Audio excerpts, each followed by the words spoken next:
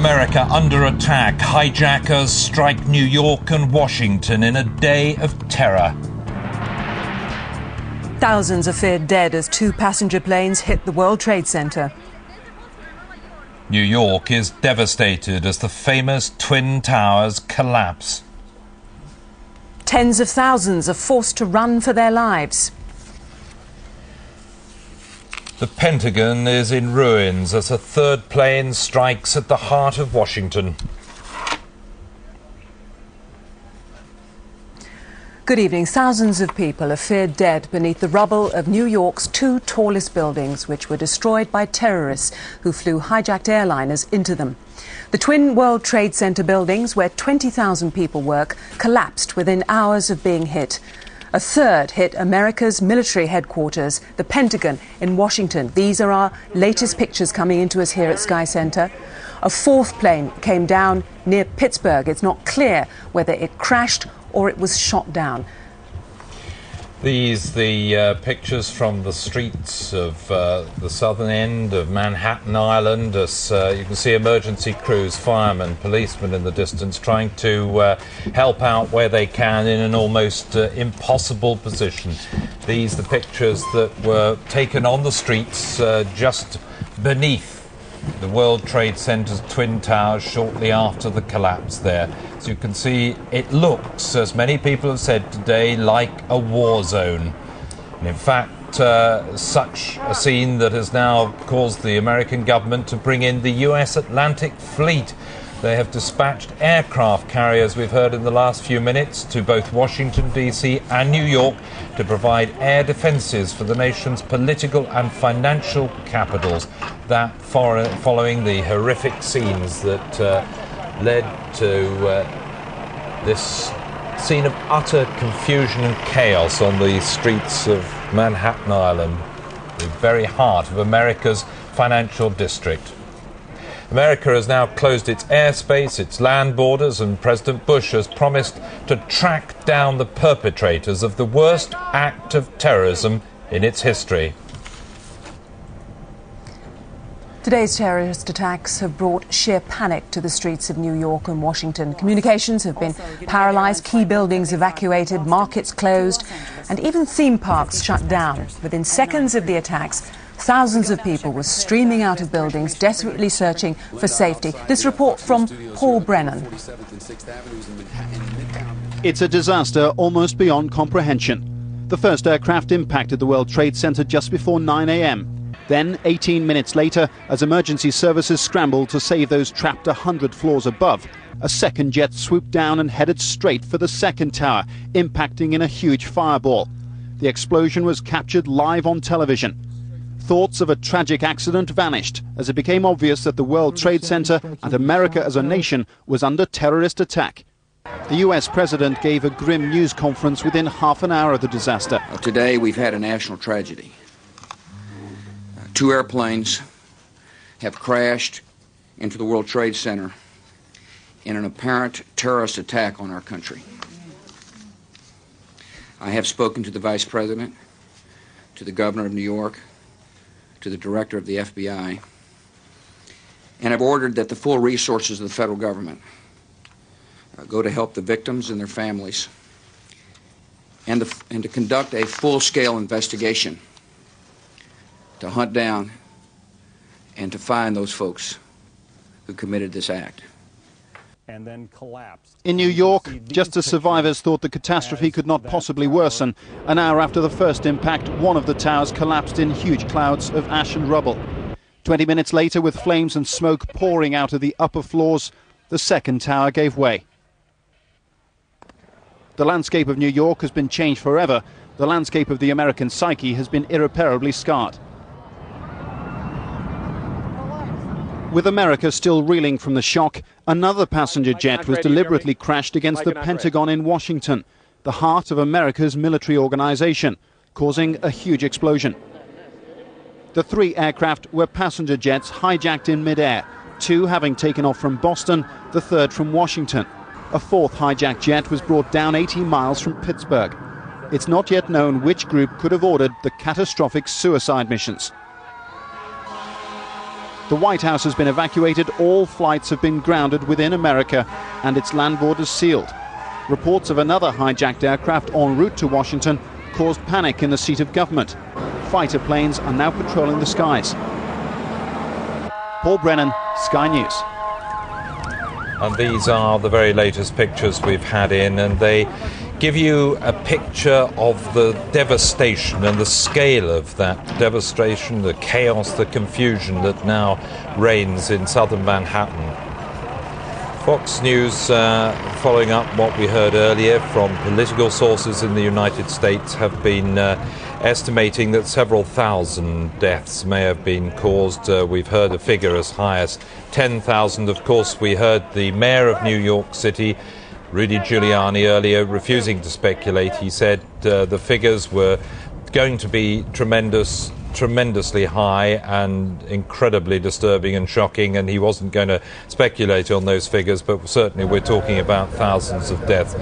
And as you can imagine, the impact it's had across the United States as terror struck at perhaps two of the most potent symbols of the wealth, the prosperity and the power of the United States, those twin towers of the World Trade Center, and of course 300 miles to the south, also the damage that was wrought to the Pentagon, the pride, the heart, the center of American military and intelligence power. Today's terrorist attacks have brought sheer panic, as you've seen, to the streets of New York and Washington. Communications have been paralyzed, key buildings evacuated, markets closed, even theme parks shut down. How many were on board, or what the extent of the injuries are right now? We have, I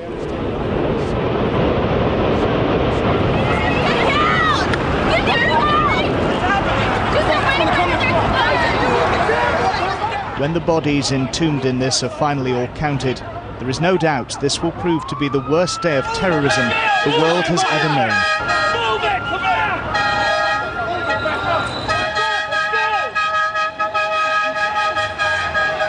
The authorities are dreading who may be buried under the thousands of tons of rubble that were once the World Trade Center. Some 50,000 people were employed here, and although many escaped, many others did not. Just a big explosion, people started running, it was just chaos everywhere. People jumping out, people just kept jumping and jumping and jumping, and you could still see they were alive because they were flailing around. We heard a big bang, and then we saw smoke coming out, and everybody started running out, and we saw the plane on the other side of the building, and there was smoke everywhere, and people are jumping out the windows. Over there, they're jumping out the windows, I guess because they're trying to save themselves, I don't know. I was just standing here watching the World Trade Center after the first plane hit. I just saw a second plane come in from the south and hit the south tower halfway between the bottom and the top of the tower. It's got to be a terrorist attack. I can't tell you anything more than that. I saw the plane hit the building. I can't say anything. Still around, guys, still around. God bless you. We'll make it.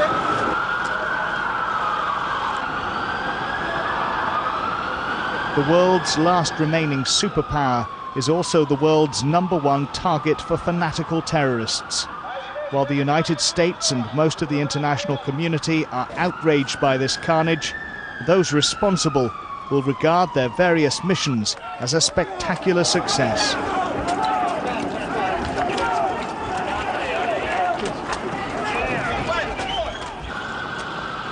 Their victory has claimed a horrendous number of lives.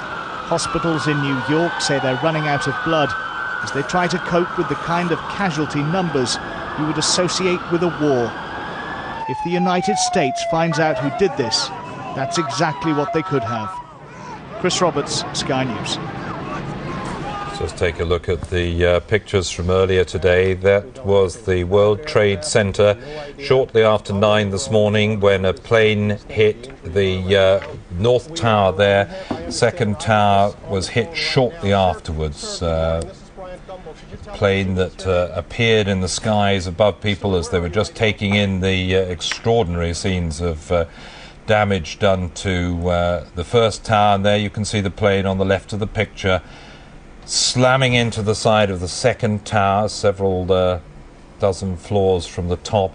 That incredible fireball.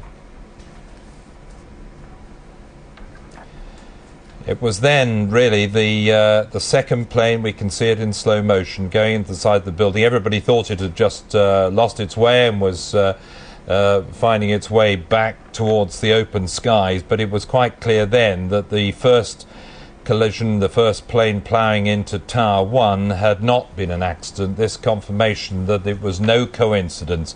This was a double attack on two of the most outstanding symbols of the American way of life, the Twin Towers, at the heart of the financial community on Manhattan Island, just above Battery Park, overlooking the Statue of Liberty in New York Harbor. The fireball that rose above that sent out a signal not across New York, not just across the eastern seaboard, but right the way across the United States, that the most powerful free country, free democracy in the world had now come under severe attack in its own backyard. There, the plane ploughing in from another angle into the second tower.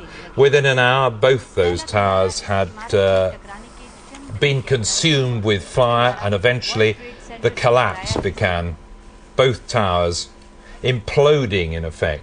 Many people had been evacuated, but sadly it is quite clear from the closer pictures we'd seen of people waving from the windows that it was impossible to get everybody out of those buildings. So these are the latest pictures that we've got coming in. As you can see, people streaming over. I can't recognise that bridge. Perhaps Jeremy can help me out with that one. Not sure. It's the Brooklyn Bridge, perhaps? I think that's the George Washington Bridge. No, it's the George Washington, right.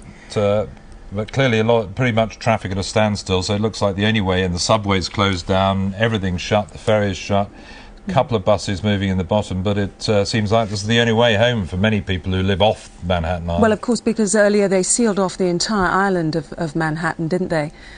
And nothing was moving in any direction. And, of course, now commuters want to get home to their loved ones and reassure them, of course, that they are well. And this is the result, streaming across this bridge here.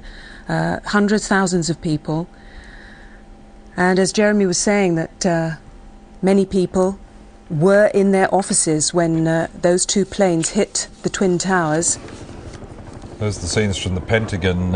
It's the first close-up pictures, I think, of the severe damage there. A whole slab of the Pentagon, I think it was the west side there, has caved in. We heard earlier that the plane which hit the Pentagon crashed just before the building, crashed into a helicopter and then slid on into the side of that building.